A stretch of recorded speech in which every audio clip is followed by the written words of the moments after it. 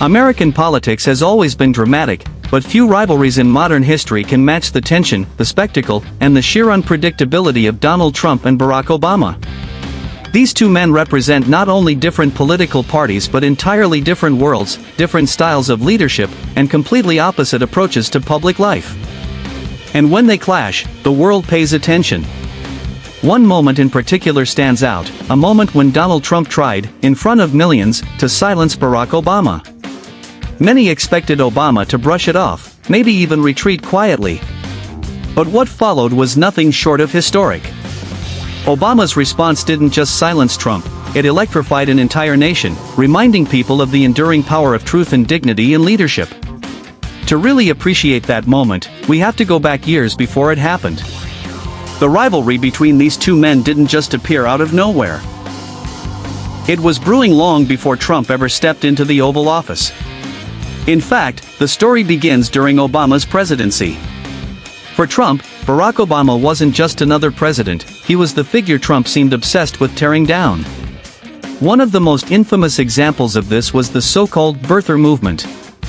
Trump wasn't the first to whisper conspiracies about Obama's birthplace, but he was the one who gave those conspiracies national attention. Over and over again, Trump publicly demanded that Obama show his birth certificate. He claimed that maybe Obama had been born in Kenya, and therefore wasn't even eligible to serve as president. It was an outrageous claim, but Trump repeated it on television, in interviews, at rallies. He presented himself as a kind of self-appointed investigator. In doing so, he planted seeds of doubt among millions. It was personal, it was racially charged, and it was designed to strip Obama of his legitimacy. For most politicians, something like that might have triggered anger, perhaps even a breakdown. But Obama had a very different style. Where Trump leaned on aggression, volume, and confrontation, Obama leaned on calmness, composure, and wit. He didn't immediately lash out. Instead, he waited for his moment, and when it came, he used humor as his weapon. In 2011, at the White House Correspondents' Dinner, Obama addressed the entire controversy head-on. With Trump sitting just a few tables away, Obama presented his birth certificate on the big screen, declaring with a smile that he had finally settled the matter. Then, with perfect comedic timing, he added, "Now, Donald can finally get back to focusing on the issues that matter. Like, did we fake the moon landing? What really happened in Roswell? And where are Biggie and Tupac?" The room erupted in laughter. Everyone turned to look at Trump, who sat there stone-faced, visibly fuming. That night became legendary, not just for Obama's jokes, but for how effortlessly he dismantled Trump's narrative. Many believe that night was the moment Trump's determination to enter politics solidified. But that was just the beginning. Over the years, the rivalry grew deeper. When Trump eventually ran for president in 2016, he repeatedly contrasted himself with Obama, painting him as weak, ineffective, and even dangerous. His rallies were filled with chants not just against Hillary Clinton, but against Obama himself. Trump positioned himself as the man who would erase Obama's legacy, and once he entered the White House, he wasted no time trying. From healthcare reforms to environmental policies, Trump sought to undo nearly everything Obama had built. Meanwhile, Obama, though out of office, never completely disappeared from public life. He remained a respected voice, giving speeches, writing books, and carefully choosing his moments to step back into the political spotlight. And whenever he did, his calm, reasoned tone was a direct contrast to Trump's fiery rhetoric. The stage was set for their inevitable clash. The confrontation we're focusing on took place at a highly publicized event, one where both men were present. The air was thick with anticipation. Supporters of both leaders had gathered, though Trump's crowd was the loudest, waving banners, chanting his name, filling the room with noise. The cameras were rolling, news anchors were narrating the scene, and millions across the country were watching live. Trump, never one to miss an opportunity, seized the moment. He launched into one of his trademark tirades, attacking Obama's policies, mocking his leadership, and questioning his legacy.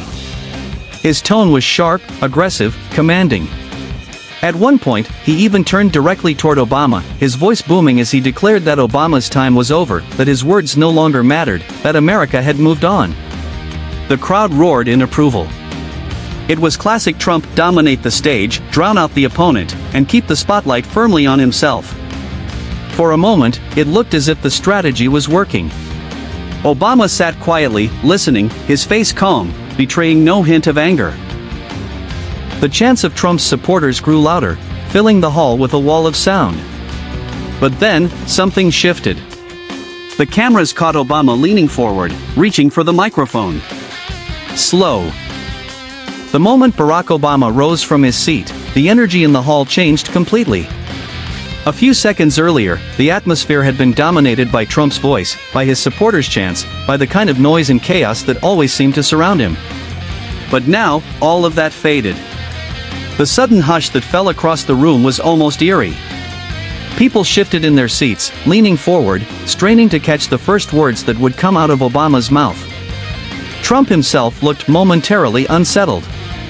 He had been in his element just moments earlier, feeding off the crowd's energy, throwing jabs at Obama, trying to overwhelm him with sheer volume. But as Obama stood there, calm, collected, with a slight smile playing on his face, Trump's expression shifted. He squinted, leaned slightly back, and crossed his arms, as if preparing himself for a fight he hadn't quite anticipated. Obama adjusted the microphone, his movements slow, deliberate. He let the silence stretch for just a moment longer. It was a technique he had mastered over years of public speaking, using silence as power. By the time he finally began to speak, the audience was hanging on every word. "If telling the truth silences you," Obama began, his voice steady but carrying weight, "then maybe the truth is louder than your voice." The line cut through the air like a blade. There was no shouting, no theatrics, just simple, powerful words delivered with precision. The hall reacted instantly. Gasps, followed by cheers, followed by a wave of applause that grew louder and louder until the noise was deafening. Trump shifted again, his jaw tightening. He raised his hand as if he wanted to interject, but the sound of the crowd drowned out any chance of a comeback.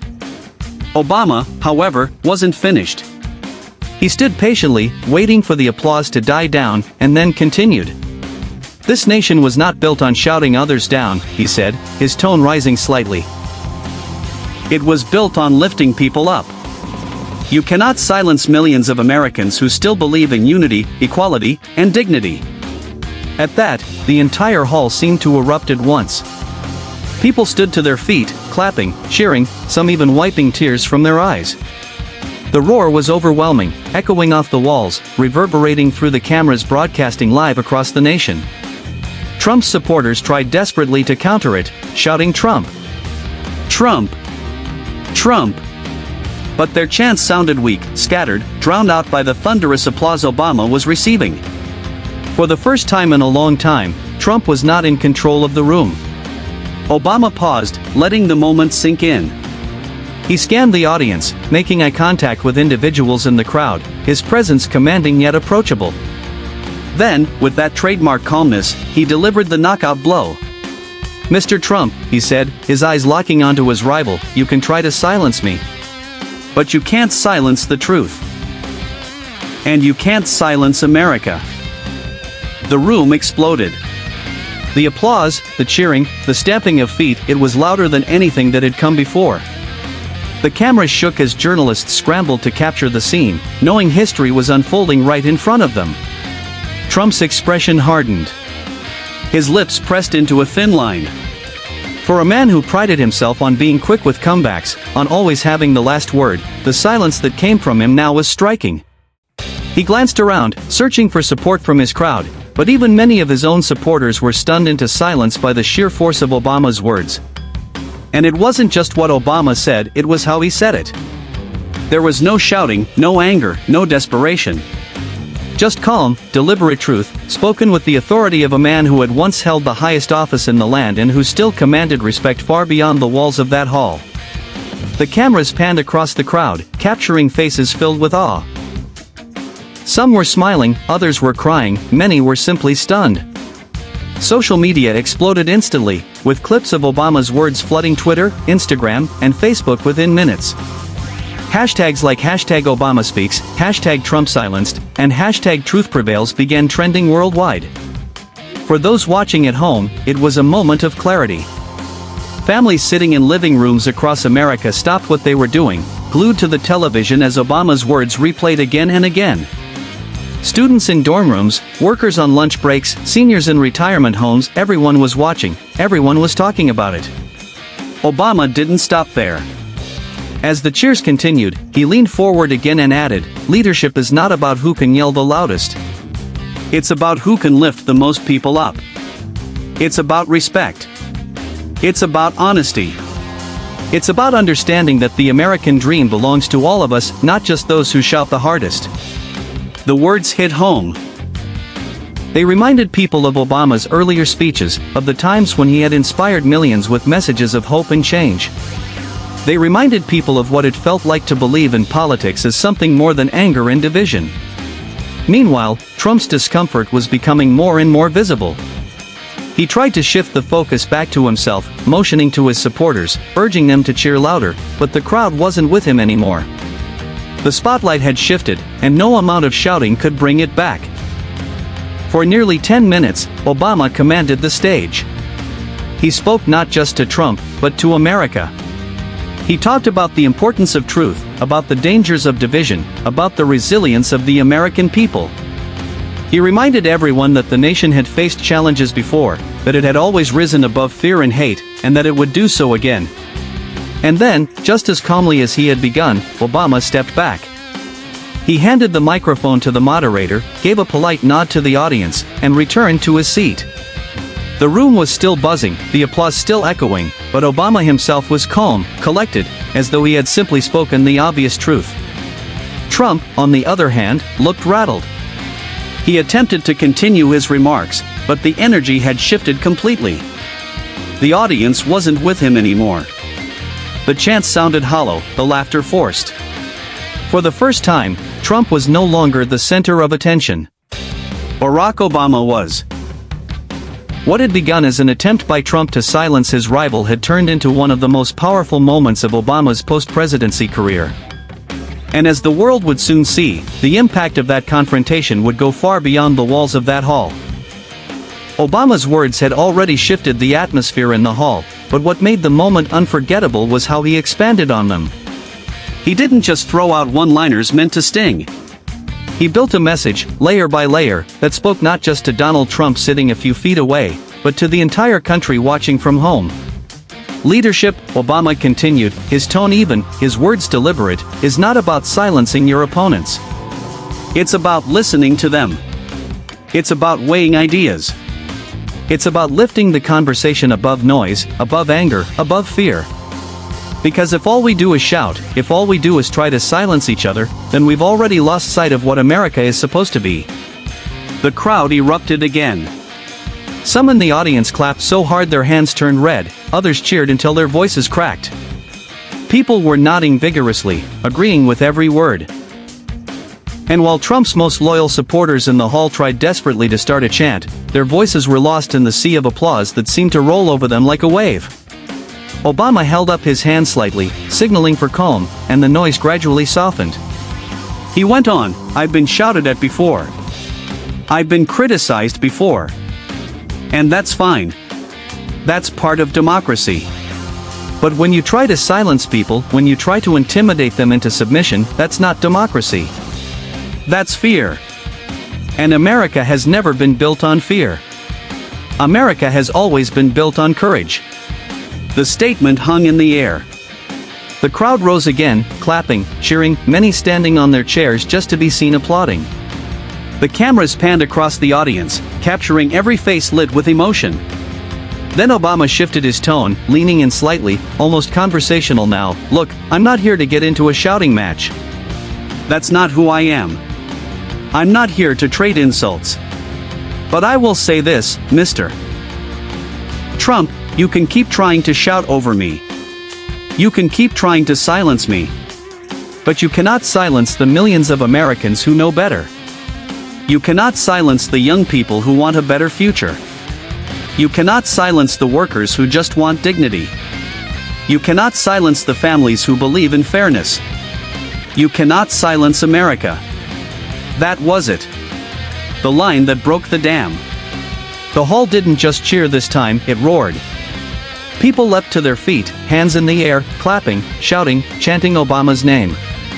The sound was so overwhelming that the microphones picked up feedback. Even the camera operators could be seen struggling to hold their equipment steady as the crowd shook the room with its energy. Trump looked visibly uncomfortable now. He turned to his supporters, motioning for them to get louder, but it was useless. The tide had turned. The story of that night had already been written. But Obama wasn't grandstanding. He wasn't feeding off the applause.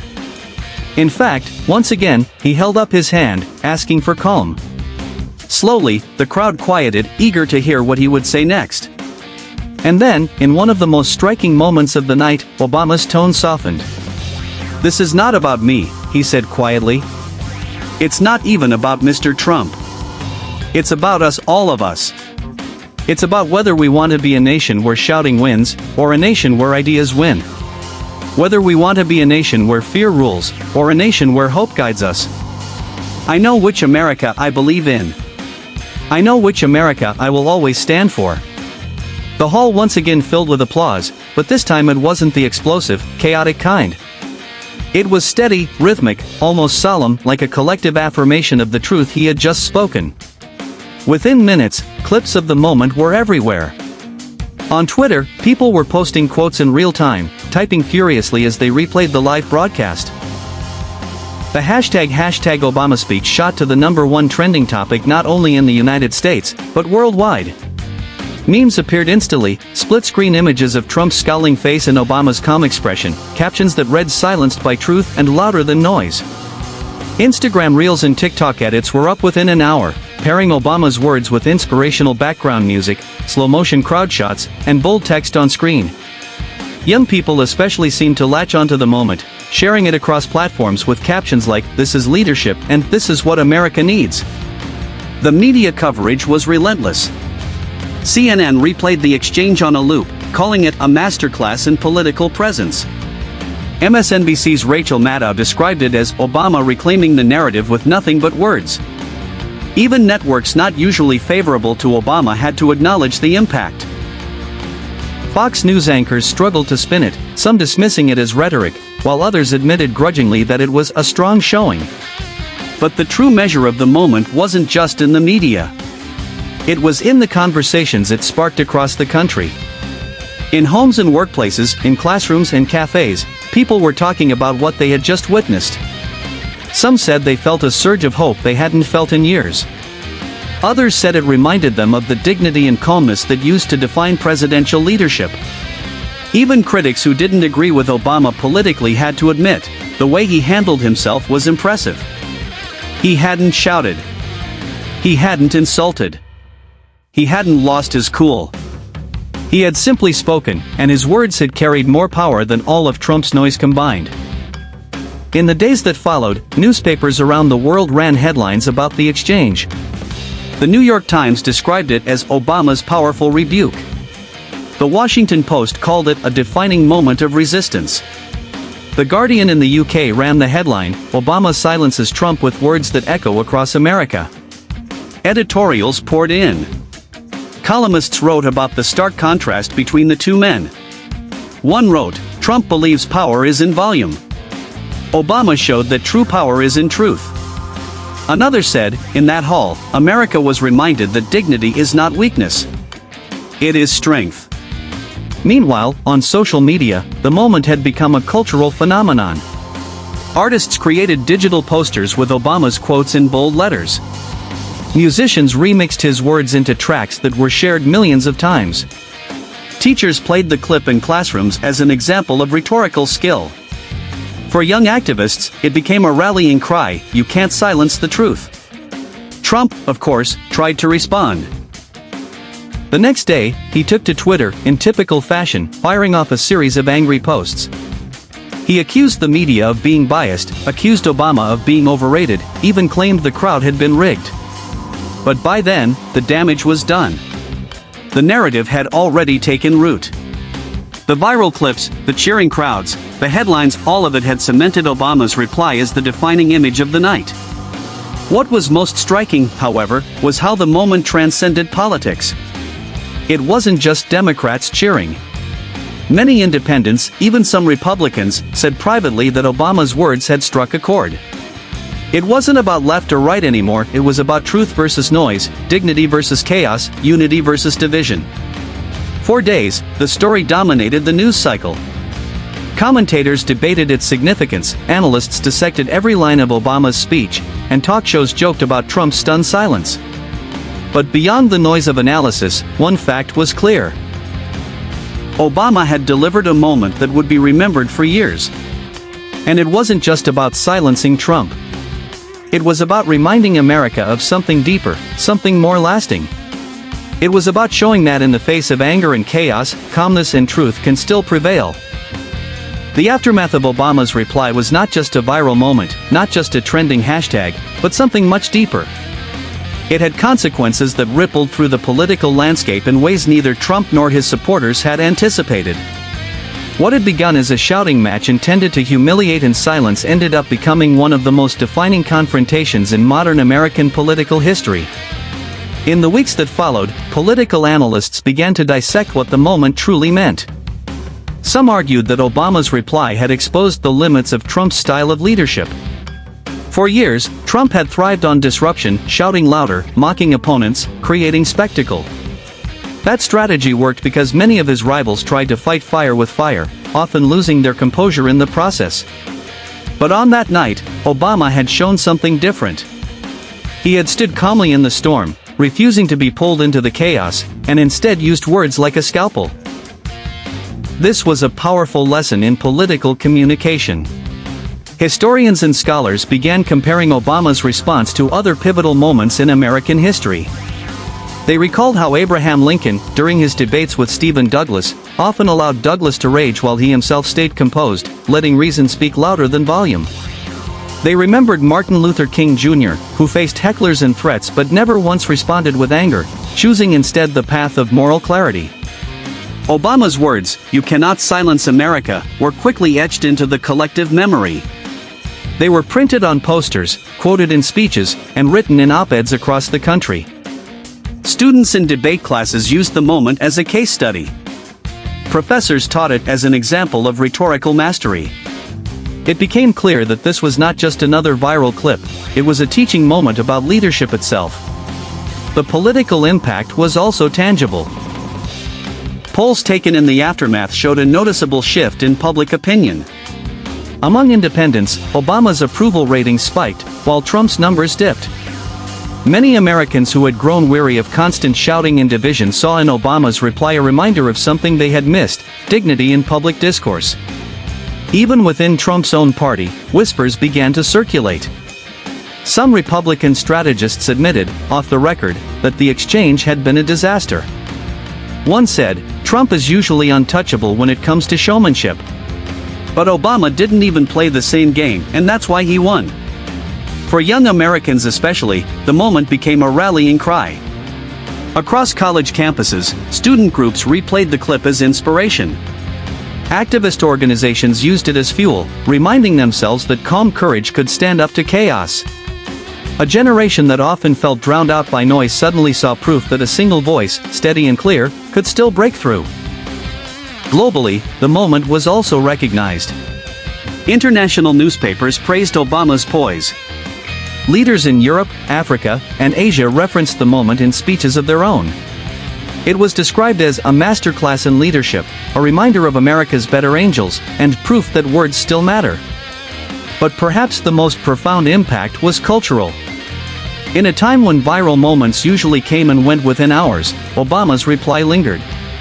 It was replayed for weeks, quoted for months, and remembered long after most political stories faded. It became one of those rare instances where politics and culture merged, where a political confrontation became a symbol, a story told and retold as an example of how character and composure can outshine anger and volume. Trump, for his part, never truly recovered from the exchange. Of course, his loyal base continued to defend him. They insisted the media had exaggerated, claimed the applause was staged, and even tried to reframe the story as a sign of Trump's courage for trying to silence Obama. But outside that bubble, the moment had already defined itself. Whenever people remembered the night, the image that came to mind was not Trump shouting, but Obama standing tall, calm, and unshaken, his words echoing in the hall. Looking back, historians may one day say that this moment was less about two men and more about two visions of America. One vision, rooted in volume, chaos, and division. The other, rooted in calm, dignity, and unity. And in that hall, before millions of viewers, America saw the difference. In the years ahead, students of politics will likely continue to study this exchange.